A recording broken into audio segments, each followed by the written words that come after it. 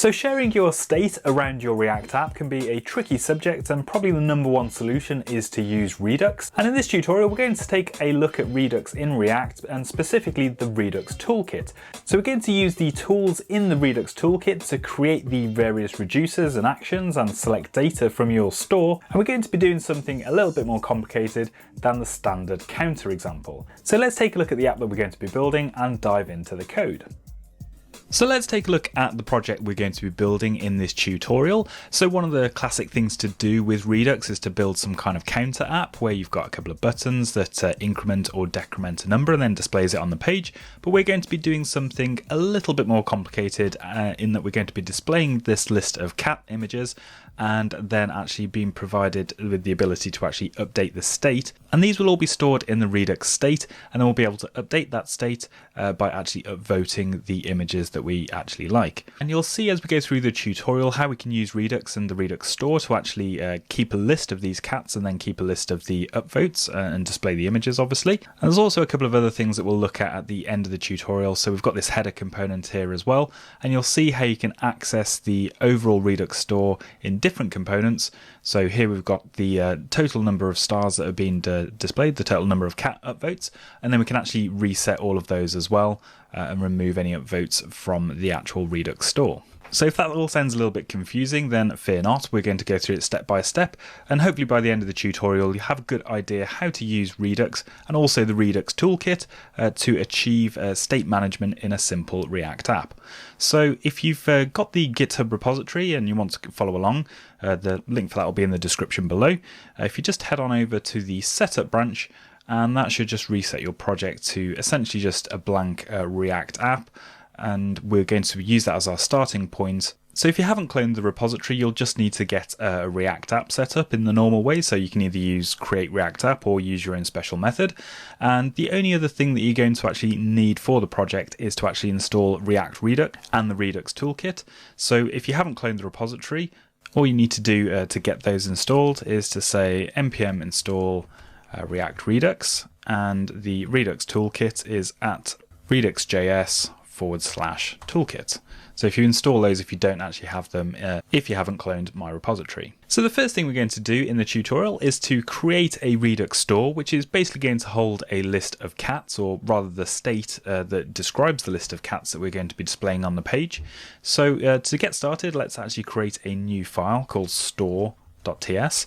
You don't need the TSX or JSX if you're using JavaScript specifically, because we're not going to render anything here. This is just a configuration file for our Redux store. So I need to import a function from the Redux Toolkit here, which is configure store. And then all we simply do is export one object from here, which is the store, and we assign that the value that comes back from the configure store function. So you'll see we're getting an error here at the moment because we actually need to provide something to the store, but we actually haven't set up our reducer yet. Which, if you're not familiar with Redux terminology, basically the reducer is a function that takes in the state that's stored in the store, or the store object at the moment, and then makes an update to it and then returns it back, giving us a new state which has changed slightly. But as I say, we haven't actually written this reducer yet, so I'm just going to leave this blank for the moment. So we'll just live with the error that we have there for the moment. And as mentioned, I'm using TypeScript, which does introduce a couple of issues that we need to address here. So I'm going to create a new type called appDispatch here, which is basically going to be equal to the type of the store that we're creating and its dispatch property. There's also another type that I'm going to export here as well, which is the root state, so the state of the store. And this is going to basically have a type of store.getState. And this will just help TypeScript identify what type of state is actually stored in the store object, and it'll stop any TypeScript compilation issues that we run into down the line. So I'm just going to save that at the moment, but as I say, we've still got this error, so we need to actually create our reducer. So that seems like a good point to go and create our reducer function, and let's just make sure store is in our source folder here. So a common pattern when using Redux is to put everything into a features folder so that related reducers and components can be grouped together. So let's just create a new folder in here called features. And to create our reducer, I'm just going to create a new file in here, but instead of calling it cats reducer or something similar, I'm going to call it cats slice. And the reason I'm calling this file CatSlice is because we're actually going to use a function from the Redux Toolkit called createSlice, which helps us to set up our initial state, reducers and actions for the cat data that we're going to be storing in our Redux store. So you'll see what I mean in just a moment, but if we just import a function from the Redux Toolkit, and it's called createSlice. And just a side step, because we're using TypeScript here, I'm just going to export a new interface and I'm going to call it cat item. So this will describe a particular item that's in the actual Redux store. And so each cat is going to have an ID and it will also have some upvotes. So this will just keep track of the number of times this particular cat has been upvoted. Okay, and I'm just going to create another variable called initial state, which is going to basically be an array of these cat items, and we'll just initialize it as an empty array. Okay, so that's our typing for TypeScript setup, so that'll stop any TypeScript errors later on, or make our lives a little bit easier as well. So let's actually now create our CatSlice. So we'll create a new variable called CatSlice and use the createSlice function to do that. And the first thing is we need to give it a name. So the name I'm going to give to this particular slice of state within the Redux store is cats. And we've also already got our initial state in here. So we might want to hold other information within this slice of state, but I'm just going to use a cats property to hold the array of cats that we're going to be populating into this state.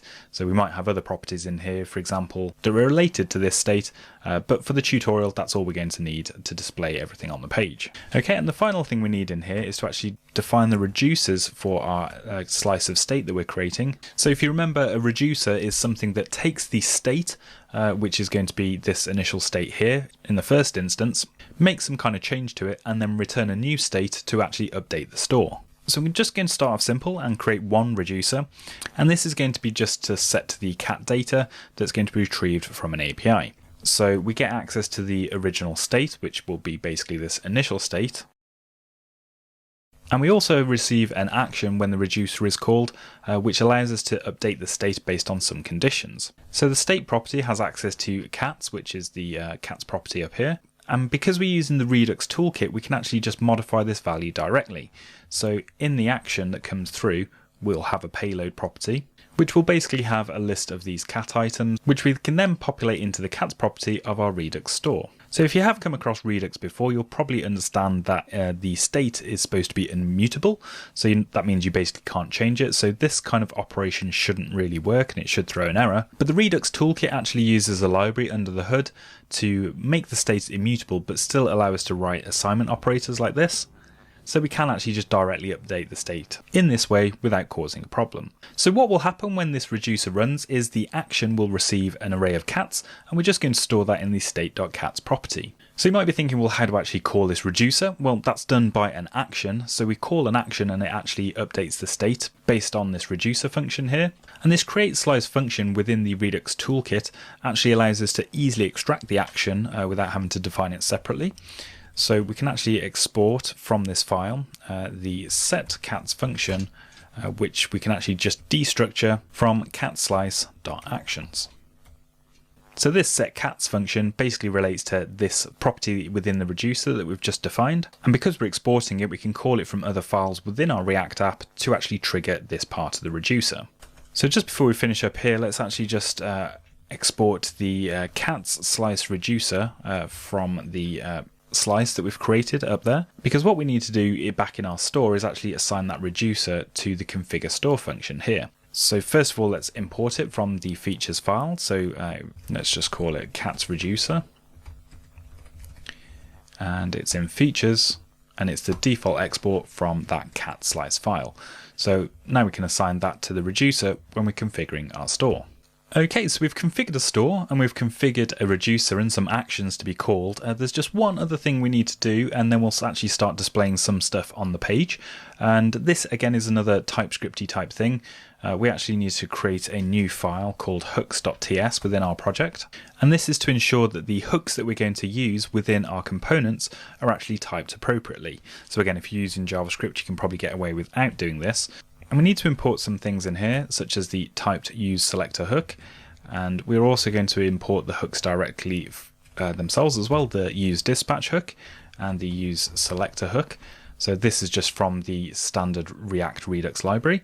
And we're also going to import some types that we created in the store a moment ago as well. So the root state and also the app dispatch, which was found in the store file. Okay, so with those imports in place, what we're essentially going to do here is just to create new versions of useDispatch and useSelector. And if you're not sure what they do, don't worry, we're going to have a look at those in a second. But we're just kind of overriding those and creating our own versions of them, which will have our TypeScript definitions in. So useAppDispatch is going to be equal to a function, which we'll just call useDispatch, but we can actually type that with the app dispatch type that we created in our store file. And the other thing we need as well is the useAppSelector. You can call these functions anything you like, but that's just a standard way that the Redux Toolkit advises to do it. So we're going to use the type selector hook with our root state. And we're just going to assign that to the useSelector hook that we imported from React Redux. Okay, so another specific TypeScript setup task that we need to do, and this kind of thing's pretty standard when you're using the Redux Toolkit, so you can just copy and paste this in your code once you've got a copy of this hooks file. Okay, so it's time to actually start getting some data and populating our Redux store and starting to use it. So in our features folder, let's actually create a new component, and I'm going to call it CatList.tsx. And let's first of all get started by creating a React component, so CatList. We don't need any props for it. And just export it from this file too. Okay, and what we'll actually do, we're going to use a useEffect hook to actually get our data. And if you've been wondering where the data is going to be coming from, we're going to actually be using an API to actually populate all of the cats on the page. So as you can imagine, there's quite a lot of cat service providers out there, and this one is Cat as a Service. There's a few things in the API which could be easier to use, but essentially you get this API down here that gives you JSON data back. And when you make a call to the API, you actually get an array of these data items back. Unfortunately, it doesn't give you the full URL of the image itself, but you do get the ID of it. And once you've got one of these IDs, you can just generate a URL, which is the catasaservice.com domain /cat, and then the ID, and then you'll obviously get the image of the cat. So within our app, what we're going to need to do is basically call the endpoint and get the JSON data, and that's what we're actually going to be setting in the Redux store. And then when we come to actually display the data later on, we'll just use that URL to go and grab the image. So all we're really going to be storing in the Redux store is these IDs, and then the upvotes for each of the cats as well. Okay, so I'm just going to make an async call here. And I'm going to get the cat data and just use the await keyword to call our fetch function here. And this is the API URL mentioned on the site. I've just limited it to 10 instances of cats for our tutorial. And what I'm actually going to do as well is just make sure we're getting the JSON data back from our fetch call. Okay, and let's just check that's working okay before we go any further. And just so you can see that the data coming back from the API as well. So if we save that and go to our app.tsx file, and let's just put in the CatList component into here. And let's just import it. Oh, React doesn't like that because we're not returning anything from the actual function itself. Let's just return an empty div for the moment. And if we go back over to our app and have a look in the developer tools, you can see the app has run and we've made the call and we've got this list of cat IDs here. So how do we get this cat data into our Redux store? Well, if you're doing this without Redux, you'd basically use something like the useState hook and then assign the value that's been retrieved in this cat data variable and put that into your state within the component. So we're going to do a similar thing, but basically take this variable data and put it into the Redux store using the action and reducer that we created in the CatSlice file. So to do that, we need to actually import the dispatch function from the hooks file that we created a moment ago. So useAppDispatch, and we're just going to assign that into a variable called dispatch. And instead of console.logging it, we can then just call dispatch. And we need to specify the action that we're going to actually apply. And the action was exported from CatSlice down here, and the function name is just called setCats. So let's go back to our CatList file, and then we're just going to import the setCats function from that file. And it is a function, so we need to call it. And the payload will be inside the function, as you can see here from our IntelliSense. So we can then put our cat data inside that call to the setCats action. So if you think about it, that should work because we've created our Redux store and we've created our actions and reducers, and then we've dispatched an action to set the cats data with the response from the API. But we actually do get an error, and the reason for that is we haven't actually told React about our store. And if you actually, let's get rid of the developer tools here so you can see the error a bit better. You see that the components that use the dispatch and selection functions actually need to be wrapped in a provider that has provided the store. So one way we can do that if we're going to be using our Redux store throughout our app is just to go to either our app.tsx or to the index.tsx, which is wrapping the whole app, and then create a provider component, which is actually inside of the React Redux library. I'm just going to wrap the entire app in this React Redux provider. So this tells the app that it's going to be provided with a Redux store, but we just need to specify what the store is. So I'm just going to import the store from the store file that we created earlier on, which, if you remember, it basically has the configure store function called with the reducer, with the reduce that we've created in our cat slice. Okay, so if we save that now, we should find that the error goes away in our React app. So now our app is configured to use our store, and we should actually be dispatching an action within this CatList component when the useEffect hook is called. So if we want to actually start displaying these cats, how do we actually access the state that's stored in the Redux store? Well, let's actually get that from the useAppSelector function. So I'm going to create a variable called catState, useAppSelector. And we get access to the state object inside of there. And if you remember, within our reducer, we've got the cats property on top of that. So let's get all of the state.cats from our store. And so now in this cat state variable inside our component, we should have access to all of the retrieved items from the API. So if our cat state is truthy, we'll just display an unordered list.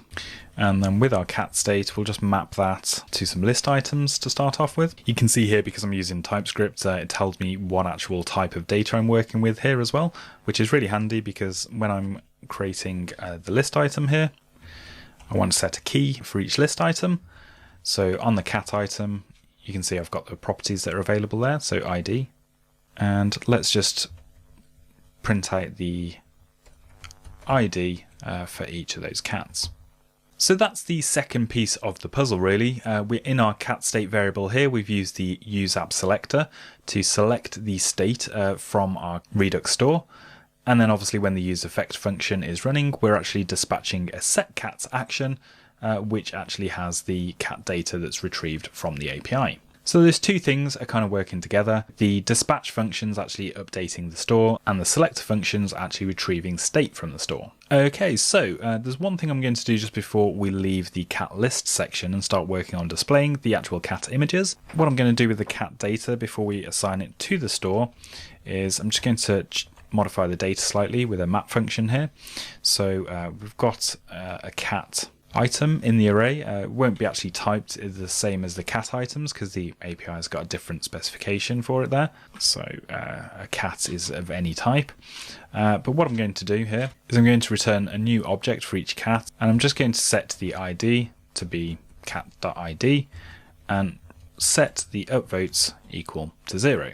And that will just help initialize the state so that we don't get any number parsing errors when we're trying to add numbers together, and obviously set all of the upvotes to 0 to start off with. Okay, so to display the cats, I'm going to create a new cat component, so cat.tsx, which is basically a function, but it will have a property that's been passed in, and we'll just call it cat, and that is of type cat item, and export the default cat. Let's destructure the cat from props,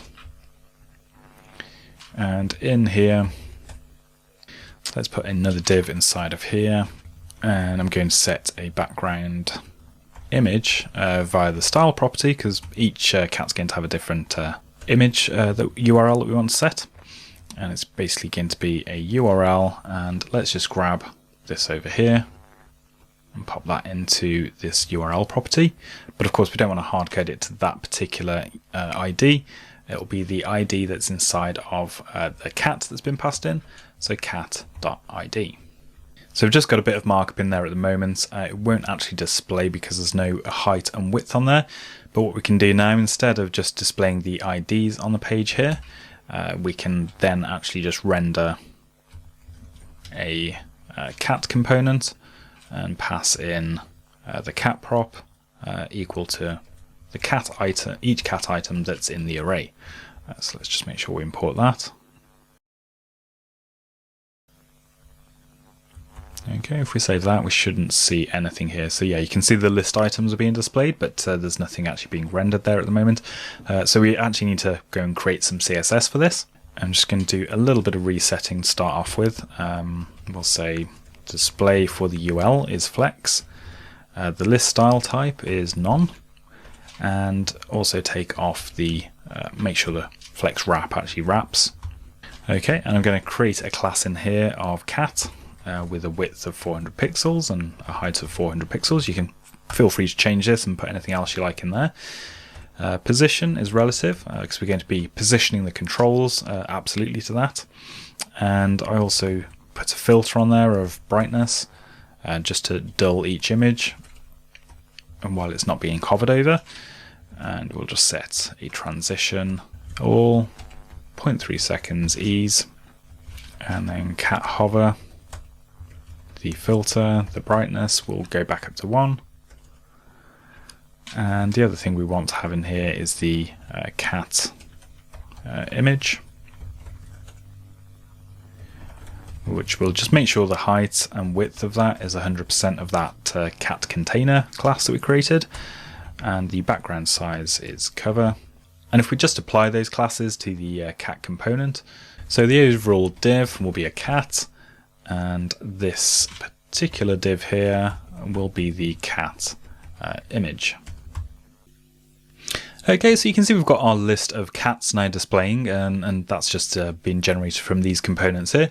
What we'll do is just add in the controls, or the kind of buttons, if you will, for doing things with the cats, such as upvoting them. So let's create another div here with cat controls as the class, and we're going to have two divs inside of here. And the first we're just going to have with an emoji of a star. And then the other one will be like the reset kind of image that we wanted to use if we want to reset the upvotes for a particular cat. And I'm also going to add in another bit of JSX here. So if the cat has some upvotes, so if that's truthy, or so bigger than 0 probably, is worth checking, then we want to actually display an additional star. So give that a class name of cat upvotes. And this will just display the number of upvotes for that particular cat, if there are any. So cat upvotes, and then just put another star in there as well. And let's make sure we close the div as well. Okay, so let's save that, and we just need to actually do some styling for that as well. So let's go back to our CSS. Okay, so in cat controls, let's display it as flex to start off with, and the position needs to be absolute. And you can put these wherever you like, but let's put that on the right hand side at the top of the div element. Set the font size, because we're just using emojis for this, they're not actual proper images, so we can just adjust it with the font size there. And let's space them out a little bit, again, because it's they're treated as text. So we'll say 10 pixels on letter spacing. You could use some marginal padding if you like as well. Okay, and so inside of the cat controls class, we've got some divs. So let's just target them as well. So that's for each of those buttons. And just put a bit of transition. And set the cursor to pointer. And then on cat controls div hover, we'll just transform those to make them a little bit bigger by saying scale is 1.1. Okay, so if we have a look at that now, so if you hover over each of the divs, they become brighter, and the little buttons for the emojis there, they also increase in size. Okay, and whilst we're here, we won't actually see these because we can't upvote the cat images at the moment, but let's just put some styling in from that cat upvotes class that we created. So the position, again, is absolute, and we're going to put it at the bottom of the image on the left. Just push it in by 20 pixels or so. And the font size is 40 pixels, and let's just set a sort of blue color. You can change that if you like, just so it stands out. Some of the images are quite dark and some of them are quite light, so it's tricky trying to pick a good color for it there. But let's just go for that blue color and set the font weight to be 900. Okay, so like I say, you can't see that at the moment because we can't actually upvote anything. So that's going to be the next stage really, is when we click one of these buttons to actually dispatch a new action within the app and then update the Redux store. So probably the simplest way to get started with that is to go back over to our cats slice file. So if we head over there and create some more reducers for those particular actions when they occur. So let's first of all start off with the upvoting of a cat. So let's just say upvote cat, and the same sort of thing again. We get access to the state and the action that's been triggered. And inside of there, what I'm going to do is we've got this array of cats inside of the state. So I'm just going to try and find the cat based on its ID. So within the action payload, we're going to pass in the ID of the cat that we want to upvote. So I just need to find the cat in the array from here. So let's just say found cat, state.cats.find, and again these are all typed nicely for us because of our TypeScript interface that we created before. So in here we've got cat item.id. We know that it's got an ID property, and action.payload will be the ID that we're going to pass in when we dispatch this particular action. Okay, so if we do find a cat, should just check just in case that this doesn't work if we don't find anything, and again just update that state, found cat, upvotes, and just say plus equals 1. So again, a really cool thing with the Redux Toolkit is, as you saw before, we've created the reducer so that this gets triggered when we trigger an action, and the action is just called upvote cat, not Kate. Just change that. And all we need to do to get access to that action is just to export it from our file here, and that's automatically inside the catslice.actions. So simple as that. We've created a reducer and a corresponding action, so we can now access this inside of the actual cat component, because what we want to do is when someone clicks this star emoji, that we actually trigger that action and the reducer in turn. So first of all, let's get the dispatch function. So it's exactly the same as we had in the CatList component, so where we dispatched an action to set the cats. So we can just copy that from here and go back to our cat component and just make sure we import that from our hooks file. So now we've got access to a dispatch function. We should probably also import the upvote cat action as well from there. So now when someone clicks on the emoji, we'll set up an on-click event, and all we say is we want to dispatch an action. What action do we want to dispatch? Well, we want to dispatch the upvote cat action, and within the payload that's passed into that, we want to specify the ID of this cat. So on the cat objects that's been passed in as a prop, we just say upvote cat.id.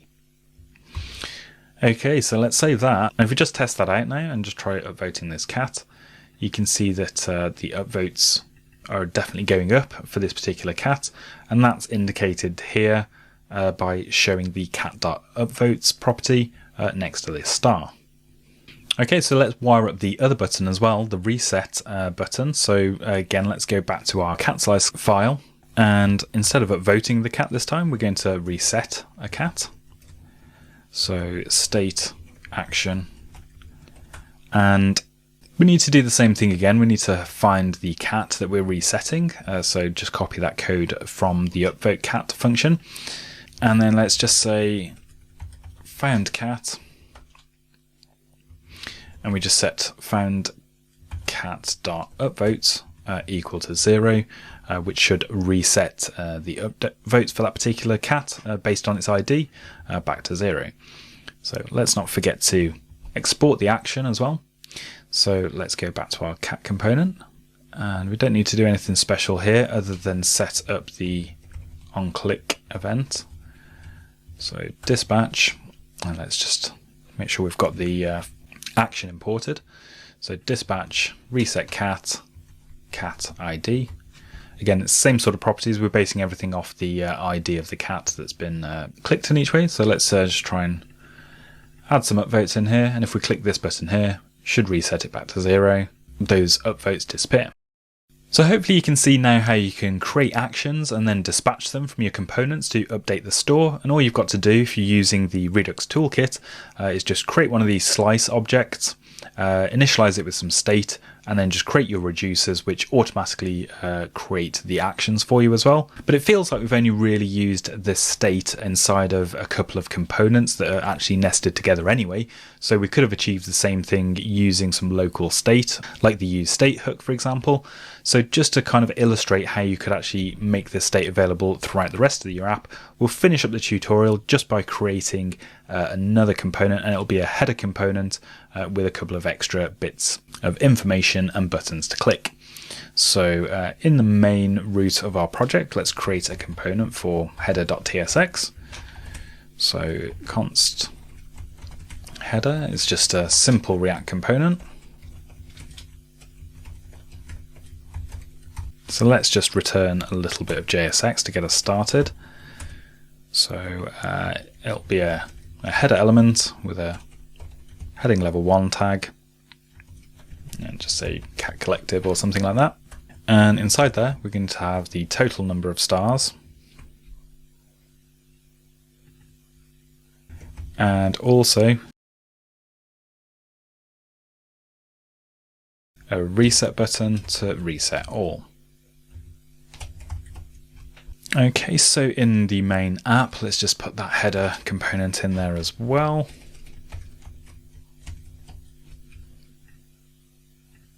And import it. And before we get on to the rest of the Redux stuff, let's just put some styling in that for the header.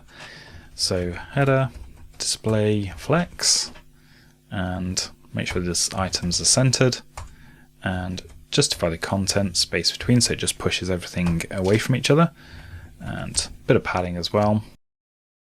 And for the heading level 1 tag, make sure the font weight is extra dark, and transform the text to be uppercase, and probably could do something a little bit more complicated here with the div, but I'm just going to make sure that the cursor is set to pointer so it looks like you can click on it. Okay, actually, yeah, let's just make the font size a little bit bigger there as well, so maybe 30 pixels so you can see it. Okay, so back to the header component. Let's first of all display the total number of stars that we've got. So to do that, we want to get the overall cat state, as we did in the CatList component as well. So cat state is equal to useAppSelector, and from the state object we just want to get state.cats, and what we can do here is get the stars total, so total number of stars. So for that cat state, which is the array of cats, we reduce that, so accessing the accumulator and each cat in turn. Actually just call it cat item because that's the type that we've got there. So basically we're going to return the accumulator each time plus cat item dot upvotes, and just initialize that as 0. So if we save that now, and in the total number of stars here, we just use that stars total variable value. So the variable's been initialized at 0, so that all looks good. And if we start upvoting a few cats here, it should add them all together. So we've got a total of 18 upvotes. So it's basically keeping an eye on the state that's in our Redux store and adding all those values together when it renders this component. So that's really just a demonstration of how you can use the Redux store that we've created throughout the rest of your app as well. It doesn't necessarily need to be to display the contents of the actual Redux store state, like displaying the cats here, like displaying the list of cats here. So we can use it for whatever we want within our app. So let's just wire up this reset all button here as well. So we need to create another action and reducer for that. So it's just going to be a case of resetting all of the upvote properties for each of the cats. So let's just create a new reducer here, reset all cats. And we don't need to access a payload for this at all, because we're just going to reset everything regardless of what's been passed in. So we just need the state object that's in the store. So state.cats, and we can just loop through each of those. So for each cat that we've got, cat.upvotes is equal to 0. So that should just loop through them all and reset all their upvotes to 0. Again, let's not forget to actually export the action that we create there. So now in the header.tsx file, we can first of all create our dispatch function, which is useAppDispatch. And then set up an onClick event here, so that when someone clicks that reset all button, or the div element, we'll dispatch an action, and the action is reset all cats. Make sure that's just imported from the cat slice file. And again, we don't need to pass payload into that, because it's we're just doing the same thing each time that button's pressed. And just save that, and that's all we should really need to do. So going back to the app, let's just upvote a few cats here and just spread that across a few different ones so that we can see it being reset. So we've got a total of 19 upvotes so far, and if we click reset all, it should remove all of those upvotes from each of those items within our cat state. So there you have it, that's our tutorial on Redux and the Redux Toolkit, and hopefully this tutorial has been a bit more interesting than a simple counter app, and you've seen how you can create slices of state using the create slice function within Redux Toolkit, which in turn generates reducers and actions, which you can then call from different parts of your app, and ultimately select bits of state in your app and then display it to the user. So that's it for this tutorial. If you do have any questions, feel free to post a comment below, and just before you go, don't forget to subscribe to support the channel and so you don't miss out on any future tutorials. And thanks very much for watching, and I'll see you in the next React tutorial.